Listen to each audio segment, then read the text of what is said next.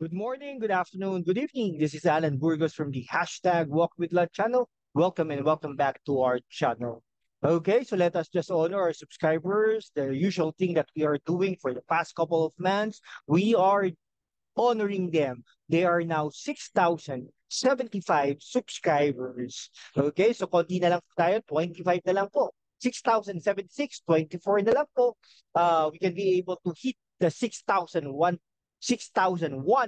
subscribers mark. Thank you so much and God bless you all. And friends, if you are not yet subscribed to our channel, please do it so now so that you can be part of this family. 6,076 part of this family. Okay? Thank you so much and God bless you all.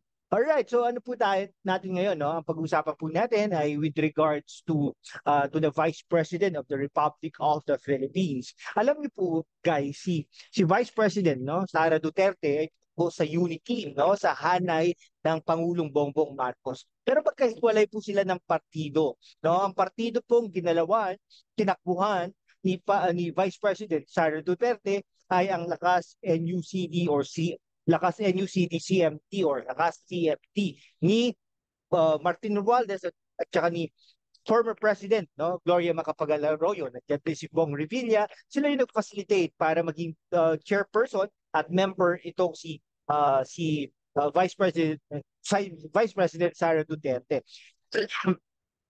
Si Vice President Sara Duterte ay nasa hukbong ng pagbabago, no? Nag-leave muna siya, pero nung ano po, nung nag-resign siya as Lakas NUCD chairperson and member, ay bumalik po siya sa hukbong ng pagbabago. It's a regional party.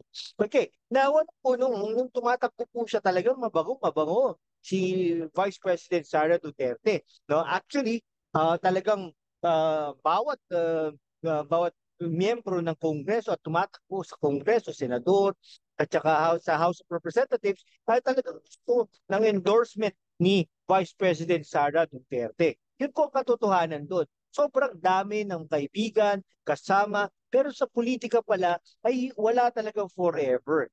Okay? Alam niyo naman, ang anong nangyari, starting nung nagkaroon ng confidential fund issue.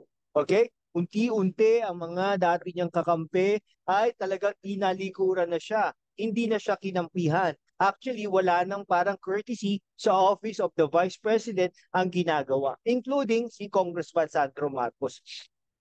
Nakakalungkot man isipin, talagang yun po ang katotohanan. In the past, talagang ligaw sila ng ligaw, talagang kahit si Cayetano, di ba? Pero ngayon, wala man lang sinasabi si Cayetano against, no? Doon kay Sara Duterte, no? Yung kay Cayetano, yung kay Pangulong Rodrigo Roa Duterte, wala talagang binabanggit at hindi man lang pinagtatanggol ang matanda, no? At saka si Vice President Sara Duterte. Considering naging boss niya, no? Something like that, hindi ko rin po maintindihan.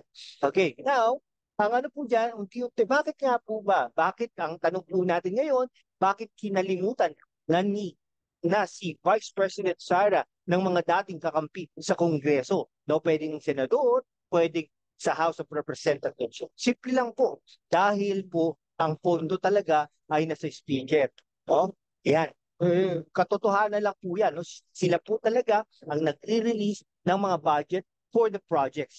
And I believe nga din po ako kay Congressman Alvarez, no? Sa Mindanao, sa Davao, na nakalaban po ng mga Duterte. O nakalaban po ni Sara, pero parang unti-unti sila nagbabati ng muli. Okay, so parang wala naman siya, eh, sinabi niya, may parang against siya doon sa Speaker of the House, Martin Romualdez, dahil hindi daw naman talaga pinoproteksyonan ang interes ng bawat congressman, na, especially sa Mindanao, dahil binawasan pa nga ang mga budget, including si Pulong Duterte. Pero saksihan naman natin, sabi po ng DPWH, meron 51 billion pesos na hawak, no? Na binigay na budget for allegedly sa Office of the Congressman Pulong Duterte. Pero syempre hindi po 'yun hindi po 'yun sa office mismo. Baka po sa distrito 'yun, no? Pero hindi lang po natin alam kung may mga interest na ibigay, no?